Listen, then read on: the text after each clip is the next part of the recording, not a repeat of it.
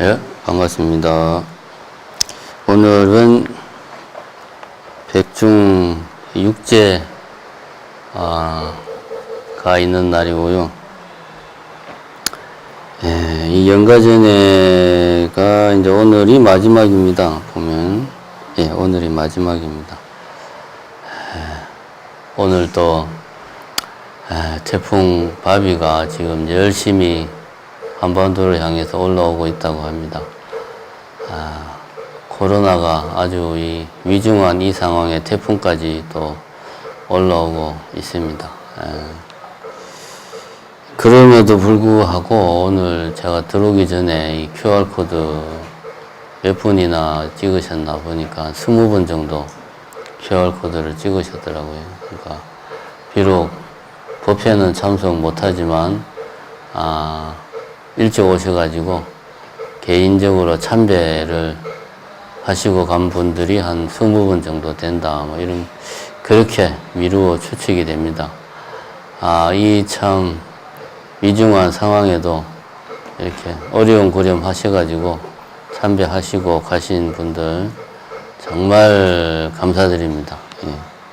예. 사중에 그 방역 지침에도 잘 따라주시고 또 개인의 신심도 또 아울러 다 또 신심에도 신심을 저버리지 않는 그런 마음이 정말 그런 마음에 감동을 했습니다. 예, 오늘은 연가전의 마지막 날이고요. 422페이지 네 번째 줄부터 오늘 끝까지 하면 됩니다. 다들 댁에서 보고 계신 분들 연가전에 펴시고요. 422페이지입니다.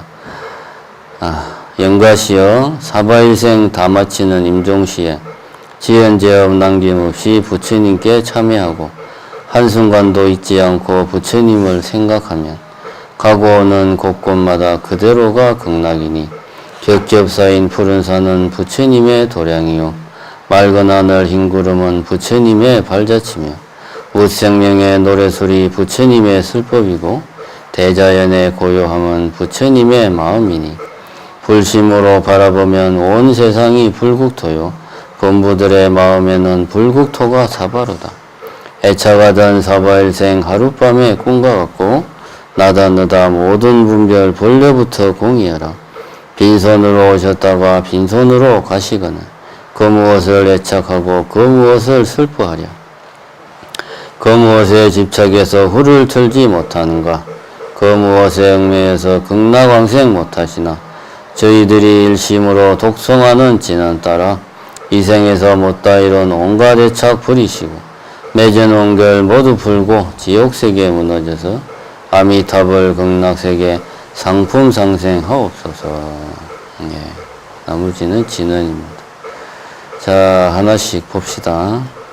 지난 본문들은 다 유튜브에 올라가 있으니까 참고하시고요. 예. 참 봅시다. 연가시여 사바일생 다 마치는 임종시에 지연제업 남김없이 부처님께 참여하고 한순간도 잊지 않고 부처님을 생각하면 가고 오는 곳곳마다 그대로가 극락이니. 자, 요 문장을 한번 봅시다. 말하자면 임종하는 순간에 다른 생각하지 말고 오로지 부처님만 생각해라. 그런 이야기죠. 그러면은 어디를 가든지 그곳이 극락이 될 것이다. 그러니까 임종하는 그 순간에 다른 생각하지 말고 부처님만 생각해라. 이렇게 이야기를 시작하고 있습니다. 굳이 우리가 그 삶을 영위하는 길고도 긴 인생 중에서 한 찰나의 순간, 임종의 순간을 꼭 집어서 이야기를 하고 있습니다.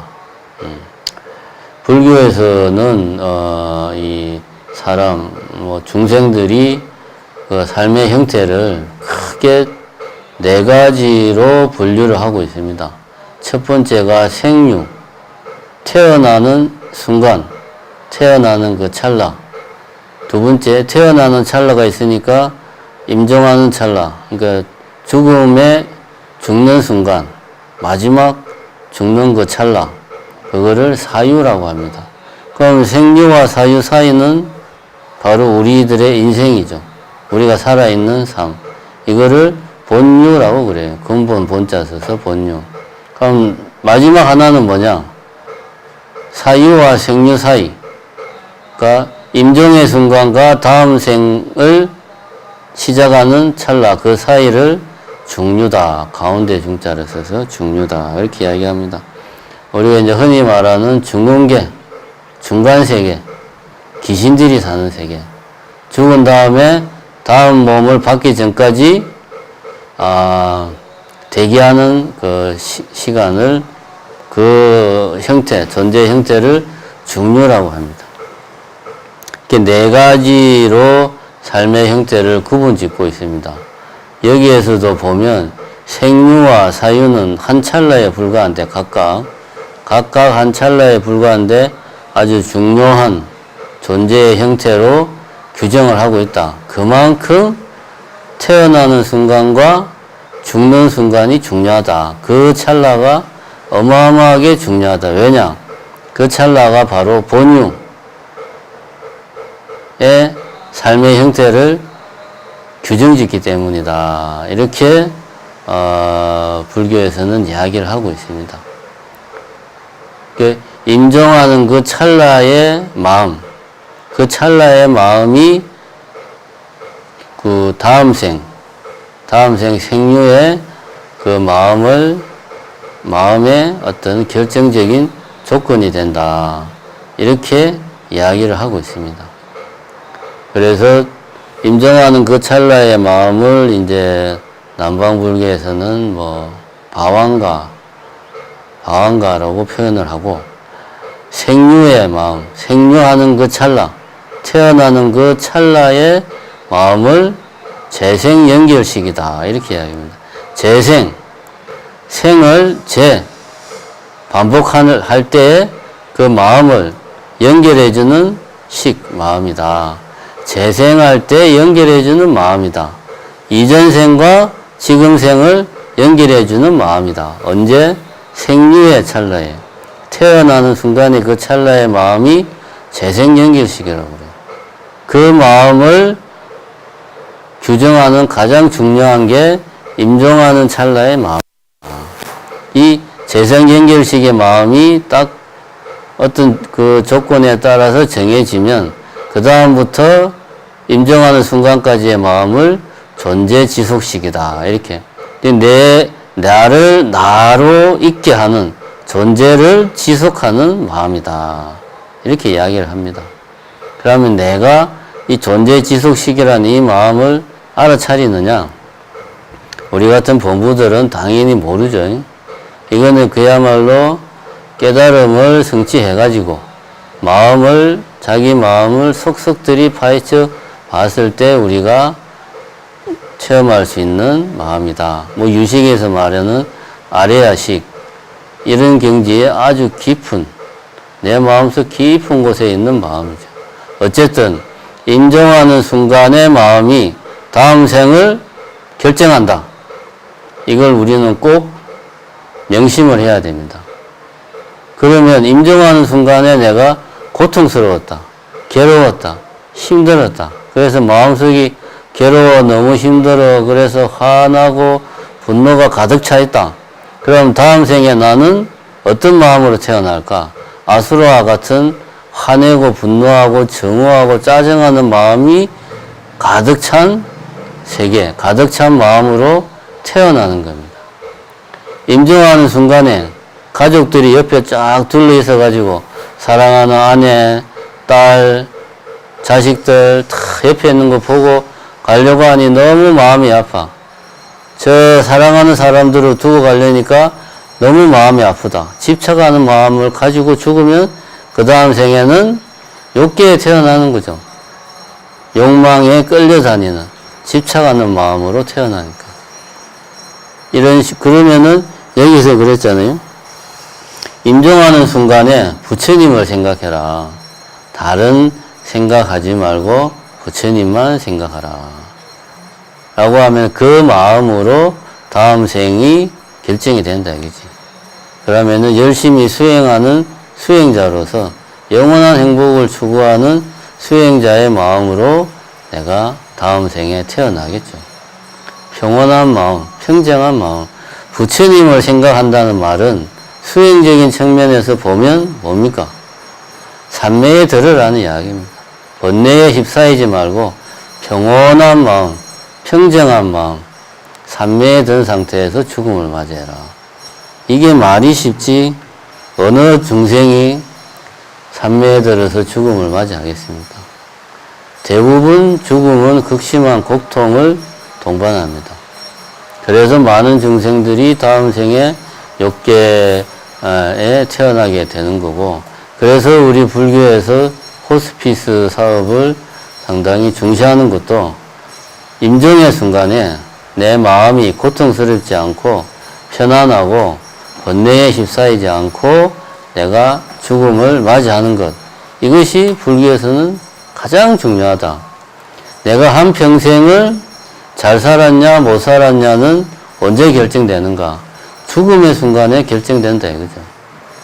그래서 큰 병이 걸려가지고 뭐 생명 유지 장치를 달고 인공호흡이나 막 이런 장치들을 달고 이렇게 해서 겨우겨우 생명을 유지하는 것은 임종의 순간을 극심한 고통과 삶에 대한 집착을 털어내지 못하고 임종의 순간을 맞이하는 겁니다. 그 결과 다음 생도 나는 번뇌에 가득 찬 삶을 살게 되는 겁니다. 그래서 이제 불교에서는 그런 이야기를 합니다.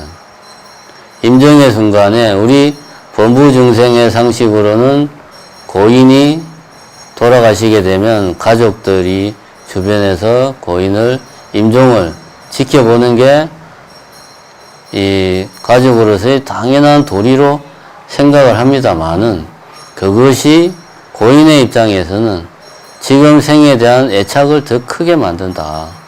그렇기 때문에 오히려 고인이 마음 편하게 갈 수 있도록 가족들이 주변에서 많은 도움을 줘야 된다.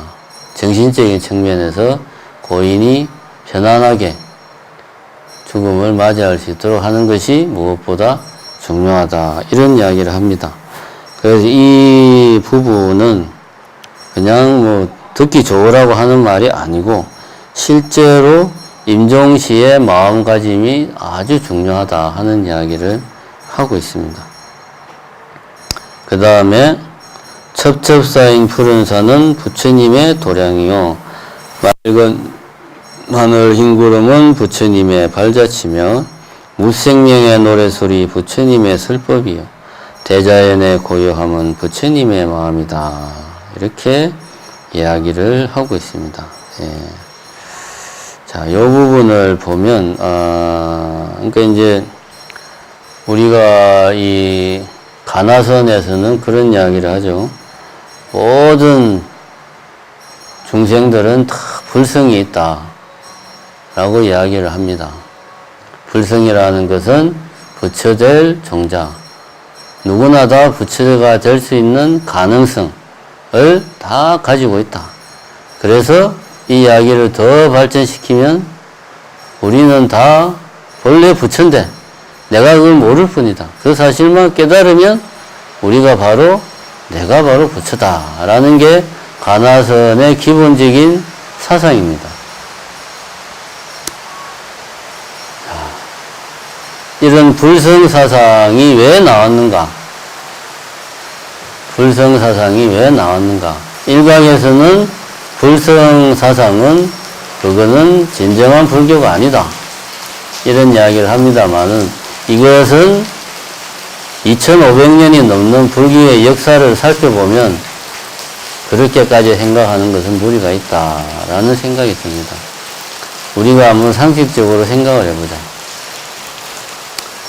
사람들이 다 있는데 지금처럼 태풍이 막 불어가지고 기와장이 날아다니고 막 집이 무너지고 그러면 옛날 사람들을 생각해 봅시다. 뭔가가 지금 이렇게 바람을 불게 하는구나. 이런 생각을 할 겁니다. 마치 우리들 스스로를 생각할 때 항상 배가 고프네, 밥이 먹고 싶다, 집에 가고 싶다, 뭐 자고 싶다 이렇게 생각하는 내가 있다. 이 영혼이 있다고 우리 그냥 옛날 사람들은 누구나 다 그렇게 생각했으니까 이 육신을 이끄는 육신을 지배하는 영혼이 있다라고 옛날 사람들은 생각을 했어요.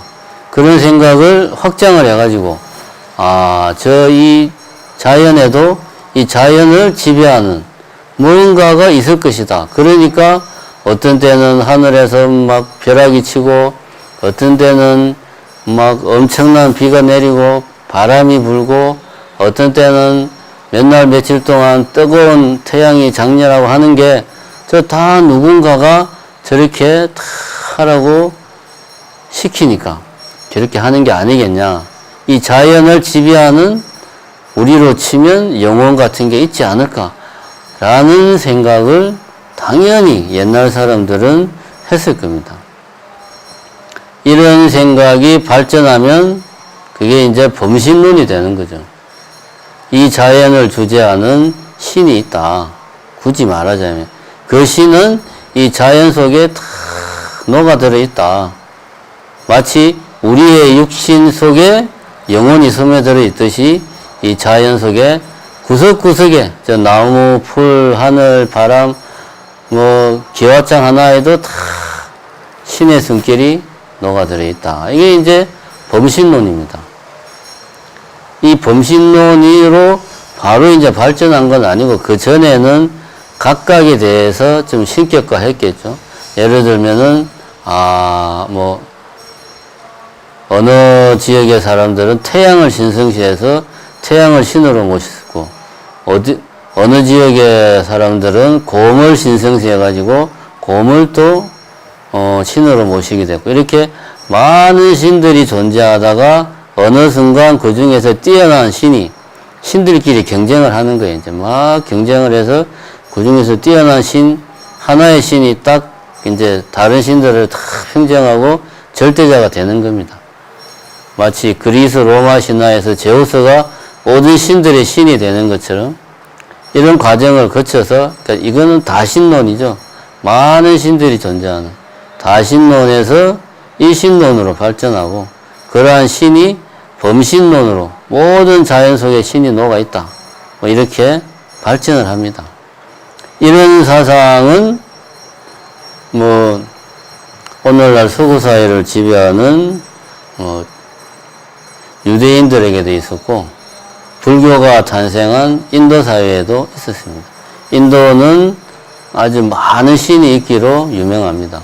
그리고 그 모든 신들의 배후에 이 세계를 주재하는 그 뭔가는 절대적이기 때문에 형태도 없고 우리가 눈으로 볼 수도 없고 귀로 들을 수도 없는 그러니까 존재도 아니지 그거는. 굳이 말하자면 그걸 인도 사람들은 브라만이라고 그랬어요. 브라만. 그 브라만이 이 자연 속에 우리 속에 다 깃들어 있는 거예요. 그래서 그 인도 사람들에게 있어서 열반은 범아인력 나와 브라만이 하나가 되는 것이 열반이다. 그렇게 했을 때 모든 고통이 사라진다라고 생각을 했습니다. 근데 이제 불교는 출발은 그렇게 안 했죠. 불교의 핵심은 공생입니다. 존재라고 할 것이 없다라고 하는 것이 불교의 핵심이다. 근데 불교가 인도 사회에서 등장을 해가지고 발전하면서 그것이 이제 대승불교로 발전을 합니다. 대승불교로 발전한다는 말은 여러 가지 의미가 있지만 오늘 왜 이 이야기를 하지? 이건 뭐 중요한 이야기가 아니니까 간단하게 하겠습니다. 스님들 중심의 이 출가자 중심의 불교가 일반 신도들이 접근하기 너무 어려우니까 신앙 중심의 신행생활 중심의 불교로 좀 대중적인 불교로 변모하자 이런 운동으로 대승불교가 발전을 했습니다. 어디에서? 인도에서. 그럼 자연히 기존의 인도 사회의 어떤 문화, 사상, 그 인도 사람들의 신앙생활에 영향을 많이 받았겠죠. 그래서 불교가 대승불교로 발전하면서 기존의 힌두교에 있는 많은 신들이 불교로 막 들어왔습니다. 제석천이나 뭐 이런 등등등 이런 신들이 불교에 들어와서 불교의 사상, 불교의 교리로 쉽게 말하면 요즘 말로 하면은 캐릭터를 다시 설정을 한 거예요. 이렇게 해서 불교가 대승불교로 발전을 합니다. 그 중에서 이런 이제 브라만 사상도 당연히 대승불교로 넘어오면서 불교로 이렇게 들어왔겠죠. 근데 불교에서는 이거를 불교식으로 재해석을 한 겁니다. 어떤 절대적인 이 자연을 주재하는 절대적인 그 무엇이 아니고 우리 모두가 부처될 수 있는 가능성으로 이거를 캐릭터를 다시 잡은 거예요. 누구나 부처가 될 수 있다. 중생들도 부처가 될 수 있다. 고 하는 것이 대승불교의 하나의 중요한 사상이 되는 겁니다. 그러니까 출가하지 않더라도 열심히 기도하고 신행생활을 열심히 하고 부처님을 잘 모시고 공덕을 쌓으면 부처가 될 수 있는 거예요. 이번 생이 될지 다음 생이 될지 모르겠지만 어쨌든 대승불교는 이런 정신을 담고 있습니다. 그런 정신을 표현한 것이 불성사상이다. 아유, 나는 출가도 안 했는데 나는 수행자도 아닌데 내가 어떻게 깨달음을 얻겠어? 이런 생각하지 말라는 거지. 너는 이미 부처다. 이런 식으로 대승불교가 발전을 했습니다. 그래서 불성사상은 모티브는 분명히 인도 사회에 광범위하게 퍼져 있던 브라만 사상에서 모티브를 얻었을 수는 있습니다. 왜냐? 불교가 인도 사회에 오랫동안 거의 인도 사회에서 불교가 거의 사라지다시피 한 게 10세기란 말입니다. 그럼 1500년 가량을 인도 사회에서 불교가 번성을 했어요. 어떤 때는 그 아쇼카 왕은 최초로 인도를 통일한 왕이에요. 그 왕이 내세운 이념이 불교란 말입니다. 어떤 때는 인도 사회 전체를 지배하는 이념이기도 했고, 어떤 때는 인도 사회의 어떤 요즘 말로 하면은 사이드 문화, 서브컬처로서 제2의 종교로서 자리를 잡기도 했습니다. 어쨌든 1500년 가까운 시간을 인도 사회에 있으면서 기존의 인도 문화와 당연히 융합되고 섞이고 새로운 모습으로 발전하고 변화하고 확장되었을 것입니다. 그런 와중에 불교적으로 재해석한 것이 불성사상이다. 이렇게 볼 수 있습니다. 그래서 이 대목도 우리가 일반적인 종교학에서 말하는 어떤 그 범신론적인 관점에서 보기보다 아까 말한 불성사상에서 보는 게 올바르다. 사람만 부처가 될 수 있느냐? 아니라는 거죠. 모든 중생들은 다 부처가 될 수 있다. 이런 관점으로 이 대목을 우리가 이해를 하자. 예, 그렇게 보시면 되겠습니다. 그 다음에 그래서 불심으로 바라보면 온 세상이 불국토요. 본부들의 마음에는 불국토가 사바로다. 그래서 요 문장이 결국 불교의 세계관을 압축해서 이야기를 하는 겁니다. 불교의 세계관은 간단하게 말하면 일체유심조입니다. 일체유심조란 무엇이냐? 이 지구상에 100억 명의 인간이 있다. 그러면 이 지구상에는 100억 개의 세계가 존재하는 겁니다. 각각의 사람이 보고 듣고 느끼는 세계는 다 다르다. 왜냐? 예를 들면 내가 내 개인만 놓고 봐도 내가 안경을 쓰고 바라보는 이 세계하고 안경을 벗고 바라보는 세계는 당연히 다르죠. 내가 어렸을 때 눈도 좋고 귀도 좋고 할 때 보던 세계와 지금 나이를 먹어서 눈도 안 좋고 귀도 안 좋은데 보는 세계는 당연히 다릅니다. 이렇게 우리가 대상이라고 생각하는 것은 그 대상을 바라보는 주체와 항상 결합되어 있습니다. 그래서 그 앞에서 계속 이야기했지만 일체라고 하는 것은 내가 마음속에서 만들어낸 하나의 상이다. 하나의 세계다. 그것을 우리는 일체라고 한다. 일체를 요즘 말로 하면 세계다 이거지. 그래서 우리가 누구나 다 뭔가를 보고 있지만 그 뭔가가 무엇이라 하는 것은 각각이 다 사람들 마음속에서는 다르다는 거죠. 우리가 일체유심조를 사람들이 오해하기를 세상은 마음먹기 나름이다. 이게 아닙니다. 내가 마음만 먹으면 내가 1년 안에 100억을 벌 수 있다. 내가 마음만 먹으면 지금부터 부처가 될 수 있다. 이게 아닙니다. 마음이 뭐든지 다 할 수 있다라는 게 아니고 일체라는 것은 내가 마음속에 만들어낸 이 상, 이미지 이것을 나는 실제로 객관적으로 실제하는 세상으로 착각을 하고 있다. 라고 부처님께서는 이야기를 하고 있습니다. 그래서 불심으로 바라보면 온 세상이 불국토죠. 똑같은 무언가를 바라보는데 불심으로 바라보면 불국토고 본부들의 마음에는 사바세계로 보이는 겁니다. 그래서 이성계와 서산대사가 그런 이야기를 했죠. 이성계가 서산대사를 놀리기 위해서 대사님은 참 돼지처럼 보입니다. 그러니까 서산대사가 웃으면서 그 시기 이제 뭐라고 해야 되나 이성계한테 부처님처럼 보입니다. 부처님입니다. 라고 이야기했다는 일화가 있습니다. 왜? 부처 눈에는 부처가 보이고 돼지 눈에는 돼지가 보이는 거예요. 이것이 일체유심조이다. 이 이야기는 바로 이런 불교의 세계관, 일체유심조라는 것을 이렇게 표현하고 있는 겁니다.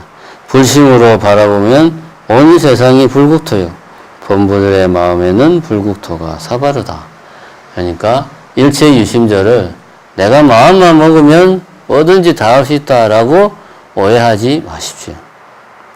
그 다음에 애착하던 사바일생 하룻밤의 꿈과 같고 나다 너다 모든 분별 본래부터 공의해라.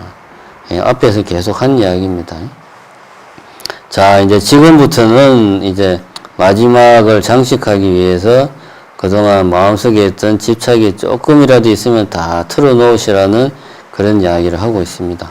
빈손으로 오셨다가 빈손으로 가시거늘 그 무엇을 애착하고 그 무엇을 슬퍼하랴. 그 무엇에 집착해서 후를 틀지 못하는가. 그 무엇에 얽매여서 극락왕생 못하시나. 그러니까 이렇게 간절하게 우리가 영가님을 위해서 좋은 이야기들을 했는데 그래도 마음속에 애착이 남아있냐. 그 남아있는 거 그거 이제 마지막으로 다 털어내시라 이런 이야기입니다.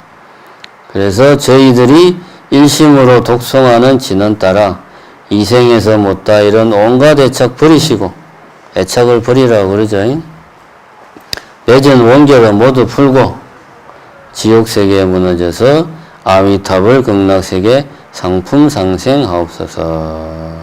모든 애착과 원결을 풀고 극락세계에 상품 상생 좋은 본 받아서 태어나시라 이렇게 이야기하고 있습니다.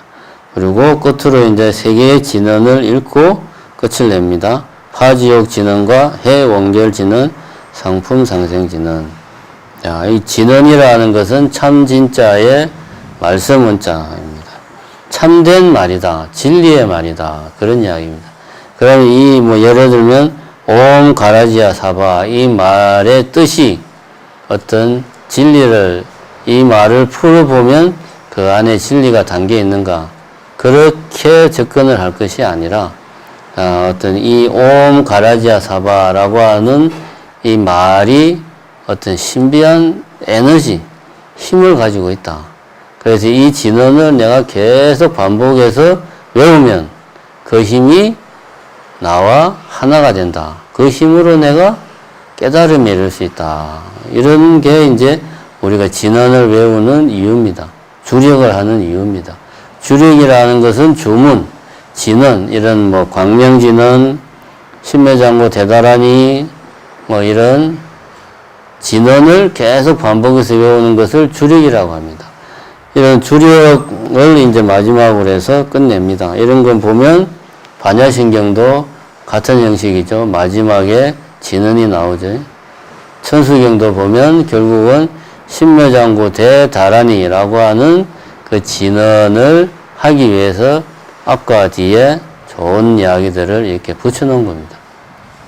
그 진언은 그 자체가 어떤 신비로운 힘을 가지고 있다 라고 이야기를 하고 있습니다. 그래서 진언을 하면 그 힘과 내가 하나가 된다 이렇게 이야기를 합니다. 그럼 이런 주력을 하는 전통은 어디서 왔는가? 제가 앞에서 말했지만 부처님 당시에는 주력 안 했습니다. 내가 경전을 보기에는 부처님이 주력을 열심히 해라 막 이런 이야기를 한 건 못 봤습니다. 그러나 인도 사회에서 주력, 진언을 외우는 것은 인도 사회의 수행의 하나의 방편으로 부처님 이전부터 지금까지 이어져 내려오고 있는 인도 사회의 하나의 전통 중에 하나입니다.